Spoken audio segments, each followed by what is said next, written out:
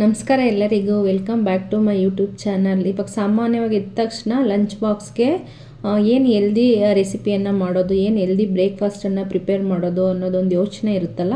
So ಹಾಗಾಗಿ ಈ ಒಂದು ಬ್ರೇಕ್ಫಾಸ್ಟನ್ನು ಯಾವುದೇ ರೀತಿ ಯೋಚನೆ ಇಲ್ಲದೆ ನೀವು ಆಯ್ಕೆ ಮಾಡ್ಕೋಬೋದು. ಎಲ್ದಿ ಕೂಡ ಹೌದು, ಹಾಗೆಯೇ ಲಂಚ್ ಬಾಕ್ಸ್ಗೆ ಹಾಕಿದ್ರೆ ಮಕ್ಕಳು ಸಹ ತುಂಬಾ ಇಷ್ಟಪಟ್ಟು ತಿಂತಾರೆ. ಹಾಗಿದ್ರೆ ಹೇಗೆ ಪ್ರಿಪೇರ್ ಮಾಡೋದು ಅಂತೇಳಿ ನೋಡ್ಕೊಳ್ಳೋಣ. ಇವತ್ತು ಅದಕ್ಕೂ ಮೊದಲೇ ನಂದು ಹೇರ್ ಪ್ಯಾಕ್ ಡೇ ಆಗಿರೋದ್ರಿಂದ ಒಂದು ಸಣ್ಣ ಹೇರ್ ಪ್ಯಾಕನ್ನು ಪ್ರಿಪೇರ್ ಮಾಡ್ಕೊಂಡಿದ್ದೆ. ಸೊ ಅದನ್ನು ಸಹ ನಿಮ್ಮ ಜೊತೆ ನಾನಿಲ್ಲಿ ಶೇರ್ ಮಾಡ್ಕೊಳ್ತಾ ಇದ್ದೀನಿ.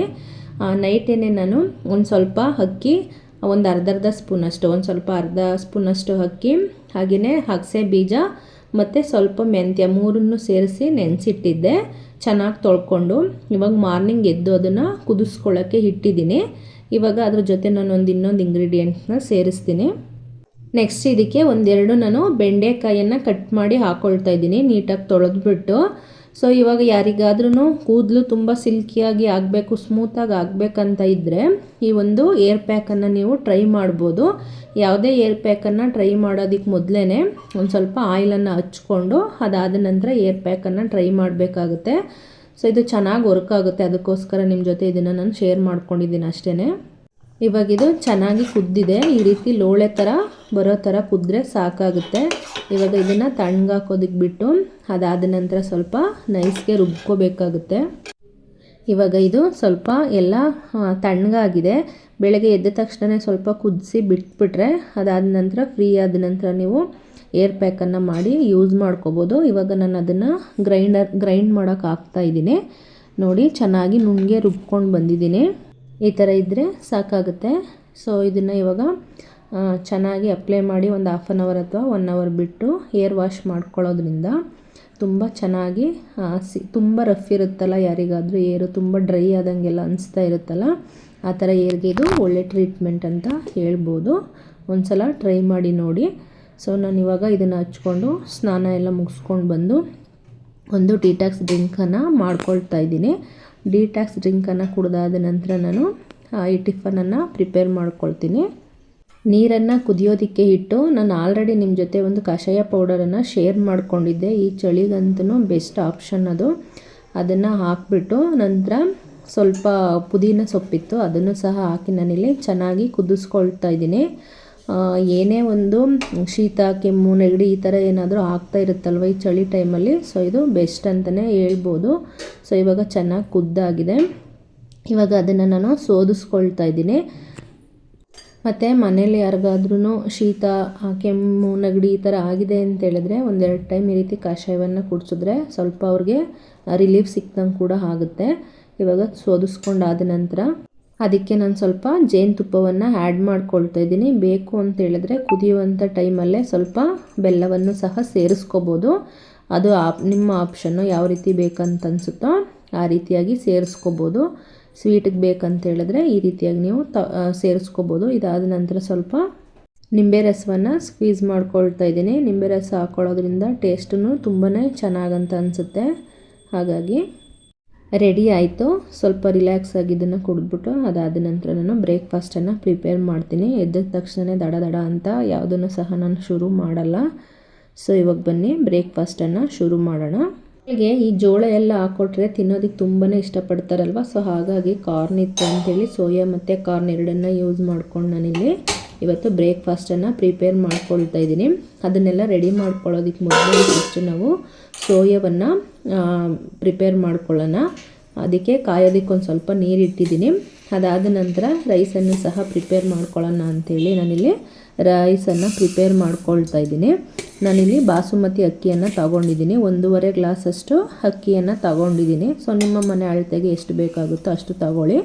ಸೊ ಇದೆಲ್ಲವನ್ನು ನಾನಿವಾಗ ಕ್ಲೀನಾಗಿ ತೊಳೆದಿಟ್ಕೊಂಡು ಅದಾದ ನಂತರ ನಾನು ರೈಸನ್ನು ಪ್ರಿಪೇರ್ ಮಾಡ್ಕೊಳ್ತೀನಿ.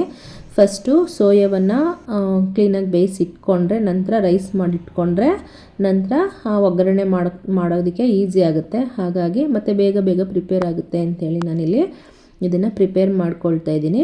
ರೈಸ್ಗೆ ನಾನು 1:2 ಹಾಕ್ತಾರಲ್ವ, ಸೊ ಇಲ್ಲಿ ನಾನು 2.5 ಗ್ಲಾಸ್ ಅಷ್ಟೇ ಹಾಕ್ತಾಯಿದ್ದೀನಿ. 3 ಗ್ಲಾಸ್ ವಾಟ್ರ್ ಹಾಕಬೇಕಿತ್ತು. ಸೊ 2.5 ಅಷ್ಟೇ. ಬಾಸುಮತಿ ರೈಸು ಅಷ್ಟೊಂದು ನೀರನ್ನು ಇಟ್ಕೊಳ್ಳಲ್ಲ ಮತ್ತು ಉದ್ರಾಗಿ ಬರಲ್ಲ. ಸೊ ಹಾಗಾಗಿ ನಾನು 2.5 ಗ್ಲಾಸ್ ಅಷ್ಟೇ ಸೇರಿಸ್ಕೊಳ್ತಾ ಇದ್ದೀನಿ.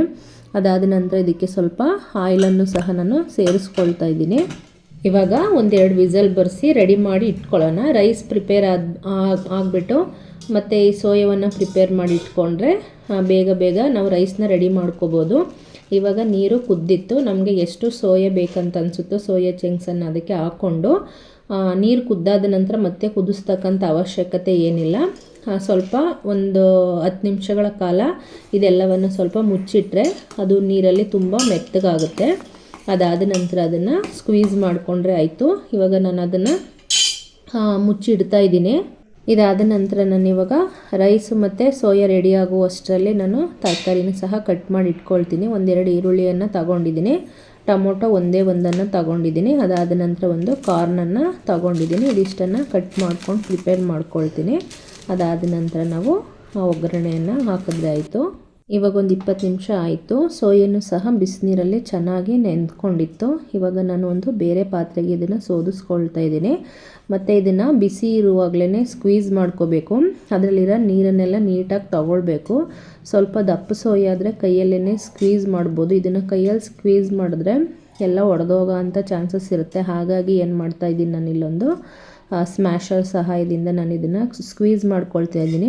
ಮತ್ತು ಬಿಸಿನೂ ಸಹ ಇರುತ್ತಲ್ಲ, ಸೊ ಹಾಗಾಗಿ ಮತ್ತು ಬಿಸಿ ಇರುವಾಗಲೇ ಸ್ಕ್ವೀಸ್ ಮಾಡಿಬಿಟ್ರೆ ನೀರು ಸ್ವಲ್ಪ ಚೆನ್ನಾಗಿ ಹೋಗುತ್ತೆ. ಇಲ್ಲ ಅಂತೇಳಿದ್ರೆ ನೀರು ಹೋಗಲ್ಲ. ನೀರಿದ್ದರೆ ಸ್ವಲ್ಪ ತಿನ್ನೋದಕ್ಕೆ ಅಷ್ಟೊಂದು ಟೇಸ್ಟಾಗಿರಲ್ಲ. ಹಾಗಾಗಿ ಚೆನ್ನಾಗಿ ಸ್ವಲ್ಪ ಇದನ್ನೆಲ್ಲ ಸ್ಕ್ವೀಸ್ ಮಾಡ್ಕೋಬೇಕಾಗುತ್ತೆ. ಸ್ಕ್ವೀಸ್ ಮಾಡಾದ ನಂತರ ಇದನ್ನು ನಾನು ಮ್ಯಾರಿನೇಟ್ ಮಾಡಿ ಬಿಡ್ತೀನಿ. ಇಲ್ಲೊಂದು 4 ಟೇಬಲ್ ಸ್ಪೂನಷ್ಟು ಮೊಸರನ್ನು ನಾನು ತಗೊಂಡಿದ್ದೀನಿ. 1 ಟೇಬಲ್ ಸ್ಪೂನಷ್ಟು ಅಚ್ಚ ಖಾರದ ಪುಡಿಯನ್ನು ನಾನು ಅದಕ್ಕೆ ಸೇರಿಸ್ಕೊಳ್ತಾ ಇದ್ದೀನಿ. ಮತ್ತು 1 ಸ್ಪೂನಷ್ಟು ಧನಿಯಾ ಪೌಡ್ರನ್ನು ಸಹ ಸೇರಿಸ್ಕೊಳ್ತಾ ಇದ್ದೀನಿ. ಇದಾದ ನಂತರ ನಾನು ಒಂದು ಹೋಮ್ ಮೇಡ್ ಮಸಾಲೆ ಪೌಡ್ರನ್ನ ತೋರಿಸಿದ್ದೀನಲ್ವ, ಪಲಾವ್ ಪೌಡ್ರನ್ನ, ಅದನ್ನು ಒಂದು ಅರ್ಧ ಸ್ಪೂನಷ್ಟು ನಾನಿಲ್ಲಿ ಸೇರಿಸ್ಕೊಳ್ತಾ ಇದ್ದೀನಿ. ಎಲ್ಲವನ್ನು ಸೇರಿ ಫಸ್ಟ್ ಇಲ್ಲಿ ಮೊಸರಿಗೆ ಚೆನ್ನಾಗಿ ಮಿಕ್ಸ್ ಮಾಡ್ಕೊಳ್ಬೇಕಾಗುತ್ತೆ. ಇದಾದ ನಂತರ ನಾನಿನ್ನು ಸೋಯಾವನ್ನು ಅದ್ರ ಜೊತೆ ಸೇರಿಸ್ಕೊಳ್ತಾ ಇದ್ದೀನಿ. ಎಲ್ಲವನ್ನು ಚೆನ್ನಾಗಿ ಆ ಸೋಯೋದಕ್ಕೆ ಮೊಸರು ಎಲ್ಲ ಚೆನ್ನಾಗಿ ಹಿಡ್ಕೊಳ್ಳೋ ಥರ ಚೆನ್ನಾಗಿ ಒಂದೊಳ್ಳೆ ಮಿಕ್ಸನ್ನು ಮಾಡಿ ಒಂದು 10 ನಿಮಿಷಗಳ ಕಾಲ ಇದನ್ನು ಮುಚ್ಚಿಟ್ಬಿಡಬೇಕು. ಅದಾದ ನಂತರ ನಾವು ಯೂಸ್ ಮಾಡ್ಕೋಬೋದು. ಸೋಯಾವನ್ನು ಯಾರ್ಯಾರು ಇಷ್ಟಪಟ್ಟು ತಿನ್ನಲ್ಲ ಅವರು ಈ ರೀತಿಯಾಗಿ ಮ್ಯಾರಿನೇಟ್ ಮಾಡಿ ತಿನ್ನೋದ್ರಿಂದ ತುಂಬಾ ಚೆನ್ನಾಗಿ ಅನಿಸುತ್ತೆ. ಬಟ್ ಇಷ್ಟಪಟ್ಟು ತಿನ್ನೋತಕ್ಕಂಥವ್ರು ಡೈರೆಕ್ಟಾಗಿ ಬೇಯಿಸಿದಂಥ ಸೋಯಾವನ್ನು ಹಾಗೇ ಯೂಸ್ ಮಾಡ್ಕೋಬೋದು, ಮ್ಯಾರಿನೇಟ್ ಮಾಡ್ದಿರ. ಬಟ್ ಇದು ಸ್ವಲ್ಪ ಟೇಸ್ಟ್ ಡಿಫ್ರೆಂಟಾಗೂ ಇರುತ್ತೆ, ಸ್ವಲ್ಪ ತಿನ್ನೋದಕ್ಕೆ ಚೆನ್ನಾಗೂ ಇರುತ್ತೆ. ಸೊ ಹಾಗಾಗಿ ನಾನು ಈ ರೀತಿಯಾಗಿ ಯೂಸ್ ಮಾಡ್ಕೊಳ್ತೀನಿ. ಈಗ ಎಲ್ಲ ಪ್ರಿಪೇರ್ ಮಾಡ್ಕೊಂಡಿದ್ದಾಯ್ತಲ್ವ, ನಾವು ಇವಾಗ ರೈಸನ್ನು ರೆಡಿ ಮಾಡ್ಕೊಳ್ಳೋಣ. ಎಲ್ಲವನ್ನು ಪ್ರಿಪೇರ್ ಮಾಡಿ ಇಟ್ಕೊಬಿಟ್ರೆ ಬೇಗ ರೈಸನ್ನು ಮಾಡ್ಕೋಬೋದು. ಸೊ ಇವಾಗ ರೈಸನ್ನು ಒಗ್ಗರಣೆ ಮಾಡ್ಕೊಳ್ಳೋದಕ್ಕೆ ನಾನೊಂದು ಬಾಣಲಿಯನ್ನು ತಗೊಂಡಿದ್ದೀನಿ. ಒಂದು 4ರಿಂದ 5 ಟೇಬಲ್ ಸ್ಪೂನಷ್ಟು ಆಯಿಲನ್ನು ನಾನು ಯೂಸ್ ಮಾಡ್ಕೊಳ್ತಾ ಇದ್ದೀನಿ. ಇದಕ್ಕೆ ಸ್ವಲ್ಪ ಆಯಿಲ್ ಜಾಸ್ತಿನೇ ಬೇಕಿರುತ್ತೆ. ಯಾಕಂದರೆ ರೈಸನ್ನು ಹಾಕ್ಕೊಳ್ಳೋದ್ರಿಂದ ನಾವು ಆಯಿಲ್ನ ಕಡಿಮೆ ಹಾಕ್ಬಿಟ್ರೆ ಸ್ವಲ್ಪ ಡ್ರೈ ಅಂತ ಅನಿಸುತ್ತೆ. ಸೊ ಹಾಗಾಗಿ ಒಂದು 4-5 ಟೇಬಲ್ ಸ್ಪೂನಷ್ಟು ಎಣ್ಣೆಯನ್ನು ನಾನು ತಗೊಳ್ತಾ ಇದ್ದೀನಿ. ಎಣ್ಣೆ ಕಾದಾದ ನಂತರ ನಾನಿಲ್ಲಿ 1-2 ಪಲಾವ್ ಎಲೆಗಳನ್ನು ಸೇರಿಸ್ಕೊಳ್ತಾ ಇದ್ದೀನಿ. ಇವಾಗ ನಾರ್ಮಲ್ ನಾವು ಪಲಾವನ್ನು ಮಾಡೋದಕ್ಕಿಂತ ಈ ರೀತಿಯಾಗಿ ಡ್ರೈ ಫ್ರೈ ಮಾಡಿಕೊಂಡ್ರೆ ರೈಸನ್ನು ತುಂಬಾ ಟೇಸ್ಟಿಯಾಗಿರುತ್ತೆ ಮತ್ತು ತುಂಬಾ ಚೆನ್ನಾಗಿರುತ್ತೆ.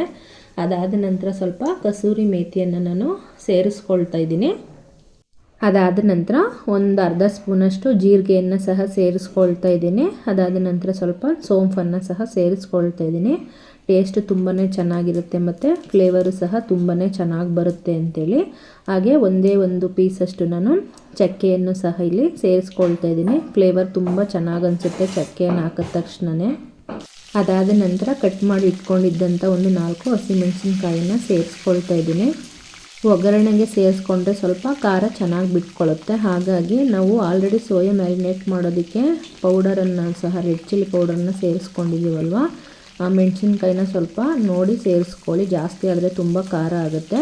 ಸೊ ಅದೆಲ್ಲ ಚೆನ್ನಾಗಿ ಫ್ರೈ ಆದ ನಂತರ ನಾನಿಲ್ಲಿ ಕಟ್ ಮಾಡಿ ಇಟ್ಟಿದ್ದಂಥ 1-2 ಈರುಳ್ಳಿಯನ್ನು ಇದ್ರ ಜೊತೆ ಸೇರಿಸ್ಕೊಂಡು ಫ್ರೈ ಮಾಡ್ಕೊಳ್ತಾ ಇದ್ದೀನಿ. ಇವಾಗ ಅದ್ರ ಜೊತೆ 1 ಸ್ಪೂನಷ್ಟು ನಾನು ಶುಂಠಿ ಬೆಳ್ಳುಳ್ಳಿ ಪೇಸ್ಟನ್ನು ಸೇರಿಸ್ಕೊಳ್ತಾ ಇದ್ದೀನಿ. ಹಾಗೆಯೇ ಕಟ್ ಮಾಡಿ ಇಟ್ಕೊಂಡಿದ್ದಂತಹ ಟೊಮೊಟೊವನ್ನು ಸಹ ನಾನು ಸೇರಿಸ್ಕೊಳ್ತಾ ಇದ್ದೀನಿ. ಟೊಮೊಟೊ ಒಂದೇ ಸಾಕಾಗುತ್ತೆ. ಬೇಕಂತ ಹೇಳಿದ್ರೆ ಸ್ವಲ್ಪ ಟೊಮೊಟೊ ಕೆಚಪನ್ನು ಸಹ ನೀವು ಈ ಟೈಮಲ್ಲಿ ಯೂಸ್ ಮಾಡ್ಕೋಬೋದು. ಬಟ್ ನಾನು ಅದ್ಯಾವುದನ್ನು ಯೂಸ್ ಮಾಡಿಲ್ಲ. ಸ್ವಲ್ಪ ಹಾಗೆಯೇ ಟೊಮೊಟೊವನ್ನು ಯೂಸ್ ಮಾಡ್ಕೊಂಡು ಪ್ರಿಪೇರ್ ಮಾಡ್ತಾಯಿದ್ದೀನಿ.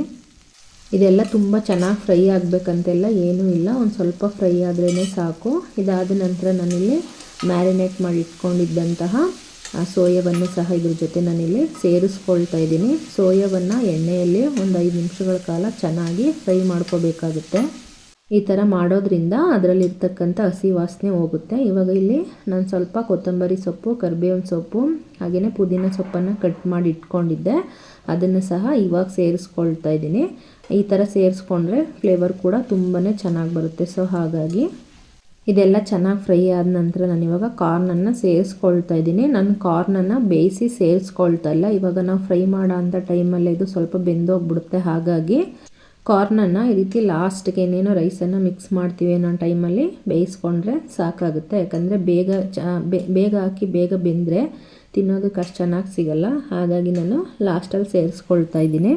ಅದಾದ ನಂತರ ಇವಾಗ ನಾನು ರುಚಿಗೆ ತಕ್ಕಷ್ಟು ಉಪ್ಪನ್ನು ಸೇರಿಸ್ಕೊಳ್ತಾ ಇದ್ದೀನಿ. ಹಾಗೆ 1 ಸ್ಪೂನಷ್ಟು ಡಾರ್ಕ್ ಸೋಯಾ ಸಾಸನ್ನು ಸಹ ಇಲ್ಲಿ ಸೇರಿಸ್ಕೊಳ್ತಾ ಇದ್ದೀನಿ. ಫ್ಲೇವರು ಚೆನ್ನಾಗಿರುತ್ತೆ. ಈ ಥರದ್ದೆಲ್ಲ ಯೂಸ್ ಮಾಡಿದ್ರೆ ಮಕ್ಕಳು ಇಷ್ಟಪಟ್ಟು ತಿಂತಾರಲ್ಲ, ಸೊ ಹಾಗಾಗಿ ನಾನು ಅದನ್ನು ಸೇರಿಸ್ಕೊಳ್ತಾ ಇದ್ದೀನಿ.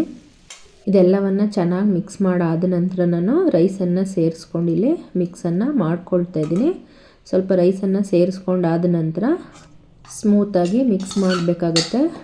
ತುಂಬ ಜಾಸ್ತಿ ಬೇಗ ಮಿಕ್ಸ್ ಮಾಡಿಬಿಟ್ರೆ ರೈಸ್ ಎಲ್ಲ ಒಡೆದೋಗೋ ಅಂಥ ಚಾನ್ಸಸ್ ಇರುತ್ತೆ. ಸೊ ಹಾಗಾಗಿ ಸ್ವಲ್ಪ ಮೈಲ್ಡಾಗಿ ಅದನ್ನು ಏನು ಮಾಡಬೇಕಾಗುತ್ತೆ, ಮಿಕ್ಸ್ ಮಾಡಬೇಕಾಗುತ್ತೆ. ಇವಾಗ ಎಲ್ಲವನ್ನು ಮಿಕ್ಸ್ ಮಾಡ್ಕೊಂಡಾದ ನಂತರ ಸ್ವಲ್ಪ ಮೇಲೆ ಆರಿಗಾನ ಸೇರಿಸ್ಕೊಳ್ತಾ ಇದ್ದೀನಿ. ಸೊ ಇದಾದ ನಂತರ ಸ್ವಲ್ಪ ಚಿಲ್ಲಿ ಫ್ಲೇಕ್ಸನ್ನು ಸಹ ನಾನು ಇದ್ರ ಜೊತೆ ಸೇರಿಸ್ಕೊಳ್ತಾ ಇದ್ದೀನಿ. ಒಂದು ರೆಸ್ಟೋರೆಂಟ್ ಸ್ಟೈಲ್ ಅಂತ ಫೀಲ್ ಕೊಡುತ್ತೆ, ಹಾಗೆ ಟೇಸ್ಟು ಕೂಡ ತುಂಬ ಚೆನ್ನಾಗಂತ ಅನಿಸುತ್ತೆ. ಸೊ ಹಾಗಾಗಿ ನಾನು ಇದನ್ನು ಮೇಲೆ ಸೇರಿಸ್ಕೊಳ್ತಾ ಇದ್ದೀನಿ. ಇದಾದ ನಂತರ ಒಂದು ಅರ್ಧ ಸ್ಪೂನಷ್ಟು ಪೆಪ್ಪರ್ ಪೌಡ್ರನ್ನು ಸಹ ನಾನು ಇದ್ರ ಮೇಲೆ ಸೇರಿಸ್ಕೊಳ್ತಾ ಇದ್ದೀನಿ. ಪೆಪ್ಪರ್ ಪೌಡರ್ ಹಾಕೋದ್ರಿಂದ ಅದರ ಟೇಸ್ಟೇ ಒಂಥರ ಚೇಂಜ್ ಆಗುತ್ತೆ, ಡಿಫ್ರೆಂಟಾಗಿ ತುಂಬಾ ಚೆನ್ನಾಗಿರುತ್ತೆ. ಸೊ ಹಾಗಾಗಿ ಈಗ ಎಲ್ಲವನ್ನು ನೀಟಾಗಿ ಮಿಕ್ಸ್ ಮಾಡಿಕೊಂಡು ಕೊನೆಯಲ್ಲಿ ಒಂದು ನಿಂಬೆಹಣ್ಣನ್ನು ಇದ್ರ ಮೇಲೆ ನಾನು ಸ್ಕ್ವೀಸ್ ಮಾಡ್ತಾ ಇದ್ದೀನಿ. ಇವಾಗ ರೈಸು ರೆಡಿಯಾಗಿದೆ. ಈ ಒಂದು ರೈಸನ್ನು ವೆಯ್ಟ್ ಲಾಸ್ ಮಾಡ್ತಕ್ಕಂಥವರು ಸಹ ಯೂಸ್ ಮಾಡ್ಬೋದು. ಯಾಕಂದರೆ ನಾವು ಜಾಸ್ತಿ ಸೋಯಾ ಮತ್ತು ಕಾರ್ನನ್ನೇ ಯೂಸ್ ಮಾಡ್ಕೊಂಡಿದ್ದೀವಿ, ಹಾಗೆ ರೈಸನ್ನು ಸ್ವಲ್ಪನೇ ತಗೊಂಡಿದ್ದೀವಲ್ಲ. ಸೊ ಹಾಗಾಗಿ ವೆಯ್ಟ್ ಲಾಸ್ ಮಾಡ್ತಕ್ಕಂಥವ್ರಿಗೂ ಸಹ ಒಂದು ಒಳ್ಳೆ ಬ್ರೇಕ್ಫಾಸ್ಟ್ ಆಪ್ಷನ್ ಸಹ ಇದಾಗಿರುತ್ತೆ. ಇವಾಗ ನಾನು ಇದನ್ನು ಸರ್ವ್ ಮಾಡಿ ತೋರಿಸ್ತೀನಿ. ನಾನಿವಾಗ ಒಂದು ಪ್ಲೇಟ್ಗೆ ಇದನ್ನು ಸರ್ವ್ ಮಾಡ್ಕೊಳ್ತಾ ಇದ್ದೀನಿ. ನೋಡಿ ಎಷ್ಟು ಚೆನ್ನಾಗಿ ಪ್ರತಿಯೊಂದು ಜಾಸ್ತಿ ನಮಗೆ ರೈಸ್ ಕಾಣಿಸ್ತಾ ಇಲ್ಲ, ಬರೀ ಸೋಯಾ ಮತ್ತು ಕಾರ್ನೇ ಕಾಣಿಸ್ತಾ ಇದೆ.